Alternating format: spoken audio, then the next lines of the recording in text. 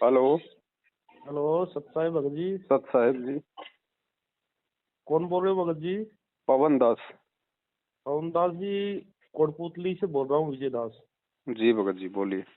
जयपुर में ही पड़ता है, तहसील है कोटपुतली अपनी। मैं पास का ही हूँ जी, मेरे मामा जी हैं यहाँ पे पाटन में। अच्छा अच्छा अच्छा, फिर तो आप सब कुछ जानते होंगे भगत जी। जी जी। भगत जी क्या बताएं, कल एक ऐसी घटना घट गई जी जो कल्पना से बाहर बात हो गई हमारे को। बताइए। मेरा गांव पड़ता है कोटपुतली के पास भगत जी, कुजोता। अच्छा। और मैंने गुरुजी से नामदान लिया है वो 2019 में। जी और मेरे से जो पहले भगत जी है मेरे गांव से, जी वो उन्होंने लिया था 2012 में। जी। 11-12 में तो उनको तो सारनाम मिला हुआ है गुरुजी से। अच्छा।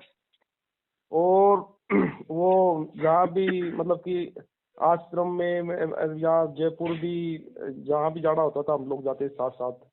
जी अब भगत जी क्या हो गया कि कल वो भगतमती और भगत जी जी। दोनों के पास सारनाम था, और कल उनका एक्सीडेंट हो गया दोनों का। कहाँ पे? या चौकी गोरसों पर पड़ता है, ये ग्रासिम फैक्ट्री है, सीमेंट की फैक्ट्री कोटपुतली में। नाम कब लिया था? 2012 में? 2012 में उन्होंने नामदान लिया था और उनको सारनाम मिला था, करीबन 3 साल हो गई। या फिर रोहतक में लिया होगा ना सारनाम? हाँ, रोहतक में, रोहतक में। तो उसी समय दास ने एक वीडियो बनाया था, आपने देखा हो तो। और भगत जी दोनों ही ऑन स्पॉट ही खत्म हो गए। उस वीडियो में दास ने ये कहा था भगत जी, परमात्मा का विधान बताया था, किसी को श्राप नहीं दिया था। दास ने 2019 में जब ये फर्जी सारनाम लोगों को देने लगे थे तो दास ने कह दिया था कि भैया उस परमात्मा के प्रति अपना विश्वास मत तोड़ो, भगवान आएगा आएगा, जेल में बैठने नहीं आया। ये तुम्हारे विश्वास की ही परीक्षा चल रही है, भगवान यही देख रहा है कि नालायकों को मेरे ऊपर विश्वास है या नहीं है।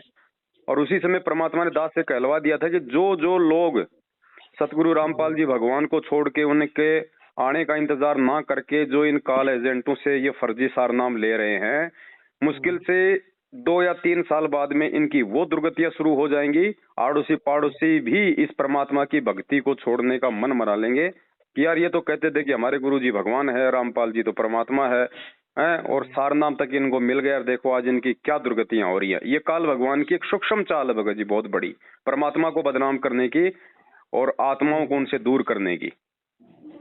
भगत जी मेरे पास सतनाम है जी।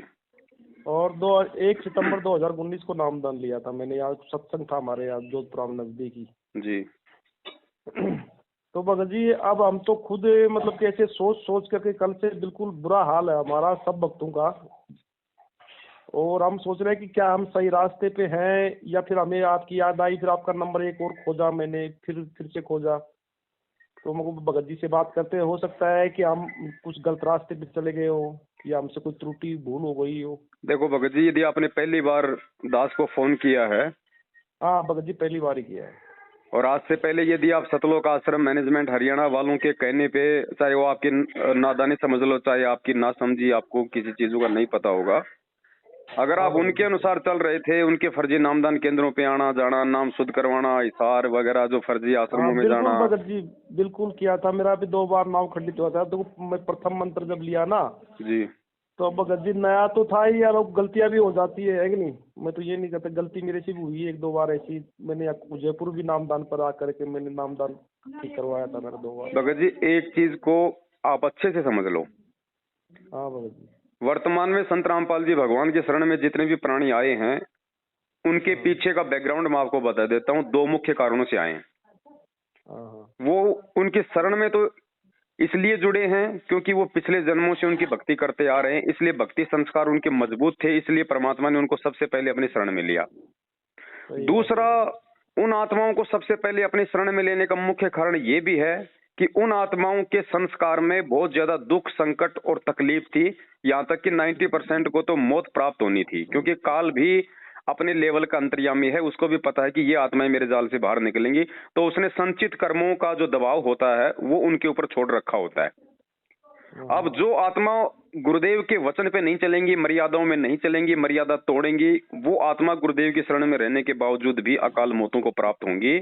और फिलहाल भगत जी आपका भी संस्कार ही काम कर रहा है। आपका आपने जो भी नाम वगैरह जो लिया हुआ है, ठीक है, नाम की आप जाप करोगे, वो कमाई आपकी अपने पास रहेगी, लेकिन मर्यादा ना होने के चलते भगत जी आपको संस्कार ही मिलेगा। मौत है तो मौत, और सुख है तो सुख ही मिलेगा, चाहे कितने उल्टे कर्म कोई क्यों ना कर ले। तो भगत जी हमें कोई रास्ता सुझाओ अब आप। अब देखो, अगर इन सब बातों का पता हो रहा है, धीरे धीरे वीडियो आप देख रहे हैं, तो सबसे पहले तो भगत जी कहते हैं, समझा है तो सिर दर पाऊं बहुर नर ऐसा दाओ। आप अपने घर पे ही सबसे पहले तो परमात्मा को हृदय से दंडवत करके जाने अनजाने की तमाम गलतियों की क्षमा याचना करो। देखो ध्यान रखना, परमात्मा अंतर्यामी है, उनके आगे ढोंगबाजी बिल्कुल नहीं चलेगी। मतलब मन में छल कपट और ऊपर से हम मतलब जुबान से हम कहें गुरुजी, हे गुरुजी दया करना, मैं आपका बच्चा हूं, ऐसा नहीं चलता भगत जी। सच्चाई से अवगत होके कि वास्तव में हम लोग तो पिछले 7 साल से या जब से भी नाम लिया है, हम तो गलत रास्ते पे जा रहे थे। हमारी भावनाओं को और हमारे पैसों का इन सतलोक आश्रम मैनेजमेंट हरियाणा वालों ने नाजायज फायदा उठाया गुरुजी की आड़ में। कभी कोई पीला पर्चा निकाल के, कभी कोई फर्जी ऑडियो निकाल के, या वैसे डरा धमका के नाम खंड हो जाएगा, वो गुरुद्रोही है, उससे बात मत करो। तो सबसे पहले तो गुरुजी, भगत जी, आप जी परमात्मा से दंडवत क्षमा याचना मांगो कि परमेश्वर जाने अनजाने की तमाम गलतियों के लिए, चाहे वो मैंने जानबूझ के की हूं, क्योंकि मैं तुच्छ बुद्धि प्राणी हूं, परमात्मा 2 कोटि का जीव हूं, और चाहे परमेश्वर मेरे से अनजाने में हो गई हो, और परमेश्वर आज के बाद में ज्ञान को आधार बनाकर आपके प्रत्येक वचन की मैं पालना करूंगा, और मैं अपने सत्सेवक भाई बहनों के साथ में ज्ञान आधार से जुड़ूंगा। देखो भगत जी, हम किसी को जोड़ना नहीं चाहते, क्योंकि हमारा कोई स्वार्थ नहीं है, इसलिए हमने कोई सेना तैयार नहीं करनी है, ना हमें इस बात का कोई डर है कि हमसे कोई नहीं जुड़ेगा तो क्या होगा, क्योंकि हम तो अपनी मेहनत के खा रहे हैं, हमें हराम के खाने की आदत नहीं है।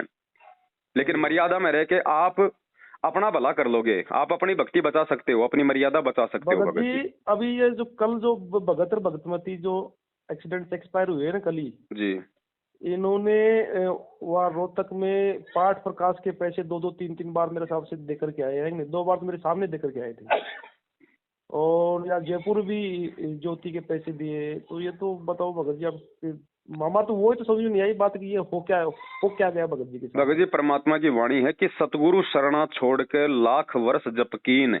सतगुरु की शरण छोड़ने का मतलब ये नहीं होता कि आपने गुरु जी का नाम छोड़ दिया, 3 टाइम की आरती छोड़ दी, आप कोई दूसरी साधना करने लग गए।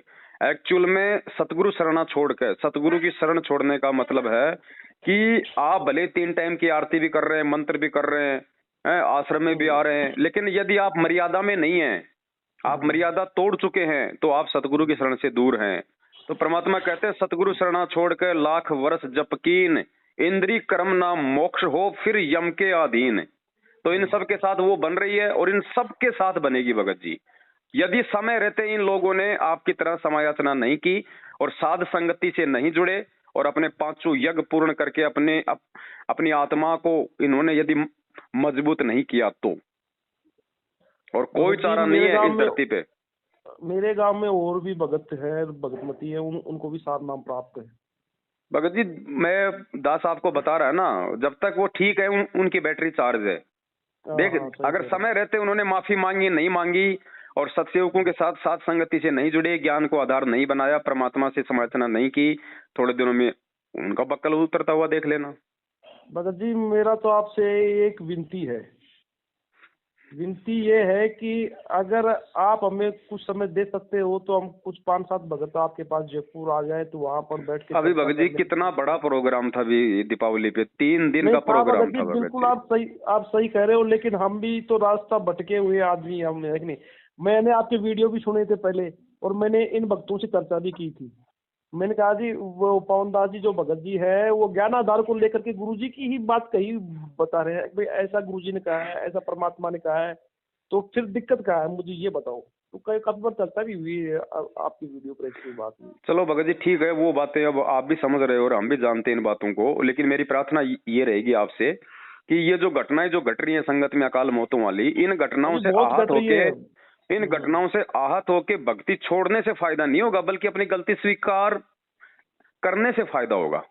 सही कह रहे हो भगत जी। मेरा निवेदन भी यही था आपसे कि भगत जी से पूछते हैं कि हमसे ऐसी क्या त्रुटि हो गई, क्या गलती हो गई कि परमात्मा रुष्ट है हमसे। रुष्टि मानो अभी ऐसी घटनाएं घटेंगी तो वो तो देखो भगत जी, ऑटोमेटिक सिस्टम बताया ना परमात्मा ने, ऑटोमेटिक है। मर्यादा टूटी, परमात्मा हटा और दुर्घटना घटी, सीधी सी बात है। और साहब ये जो भगत जी कल घटना घटी ना, ये तो मतलब सुमरन में लगे रहते थे तो? ऐसे कुछ नहीं भगत जी, रात दिन माला फेरते रहो। परमात्मा ने बोल दिया ना, तोताराम थोड़ी बनना है, मर्यादा तोड़ के तोताराम थोड़ी बनना है इस भक्ति में। परमात्मा कहते हैं सुमरन तो थोड़ा भरा भाई, वो जीवन तो थोड़ा भरा, जब सत सुमरन हो। अब सत सुमरन ये काल होने नहीं देता, मर्यादा में रहने नहीं देता ये। ठीक है। डॉक्टर क्या बोलता भगत जी, भाई चाहे गोली दवाई एक टाइम कम खा ले, लेकिन मर्यादा पूरी निभाना। हाँ, परहेज रखना। हाँ, तो वो इस भक्ति का रूल है भगत जी, मर्यादा पूरी चाहिए, भक्ति चाहे थोड़ी हो जाए। अब रात दिन तो माला फेरते रहो और उधर मर्यादा तोड़ दो, परमात्मा दूर हो जाता भाई। तो हम सुबह बात कर लेते हैं भगत जी, है कि नहीं? और बात करने के बाद फिर आप सुबह बात करोगे, बहुत लेट है, हो सकता है भगत जी कब क्या काल का यहाँ पे वो पैरा लग जाए। आपसे यदि परमात्मा ने बात करवाई है मुझदास से, तो भगत जी रात का भी समझो कोई भरोसा नहीं है अभी। और इसी समय फोन करते ही गुरुदेव से सबसे पहले तो समय याचना मांग लेना भगत जी। ठीक है भगत जी। और बाकी आपके कोटपुतले में एक माली राम भगत जी हैं, पिछले 6-7 साल से वो सत्सेवकों के साथ में है भगत जी। मैं उनका भी नंबर, ये आपका व्हाट्सएप है? हाँ, व्हाट्सएप। मैं इसी नंबर पे माली राम जी का नंबर सेंड कर देता हूँ, आप उनसे भी संपर्क कर लो। हाँ, अभी कर दो भगत जी, है ना? हाँ, मुझे आप इस काल पे भरोसा नहीं है साहब। वो तो है ही नहीं भगत जी, भरोसा तो इसका तो है ही नहीं, इसका तो परमात्मा भरोसा नहीं करता। बिल्कुल सही बात है, इस देही का भरोसा नहीं। कल और मेरे से मिलने की भगत जी ऐसी कोई आवश्यकता नहीं है कि भाई हम पवनदास से मिलेंगे तो ही कोई रास्ता निकलेगा। हम परमात्मा नहीं भगत जी, क्या है कि जैसे आप ज्ञान आधार पे करते हो तो हम इतनी चीज ध्यान नहीं रख पाते भगत जी, है नहीं? और परमात्मा ने आप पर रजा बख्शी है कोई विशेष कोई। देखो बात ऐसी है ना, वो तो मालिक की दया है, वो तो क्या करे क्या नहीं करे। बाकी यदि आपको अपनी गलती का पश्चाताप है, मालिक से समय इतना मांग लेते हो और ज्ञान को आधार बना के अपनी भक्ति शुरू कर देते हो, तो भाई मालिक तो दयालु हैं, दास गरीब दयालु हैं, वो डिगे बंधा हुआ धीर। सुबह का भटका हुआ शाम को घर आ जाए तो आप और हमारा जैसा 5 तत्व वाला माँ बाप भी उसकी बातों को बल्कि छुपा देते हैं। ये तो भगत जी हमारा परम पिता है, बस इससे तो हृदय से गलती मतलब क्षमा मांगने की देरी है।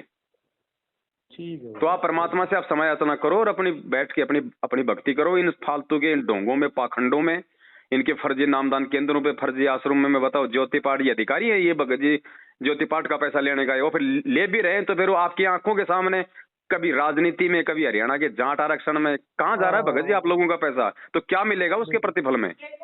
यही मिलेगा जो कल मिला, वही, और तो क्या मिलेगा। तो आप ध्यान रखो भगत जी और अपने बाकी भाई बहनों को भी समझाओ भगत जी। अच्छा भगत जी, सुबह बात करते हैं आपसे ना। सत साई बड़े सत साई बड़े।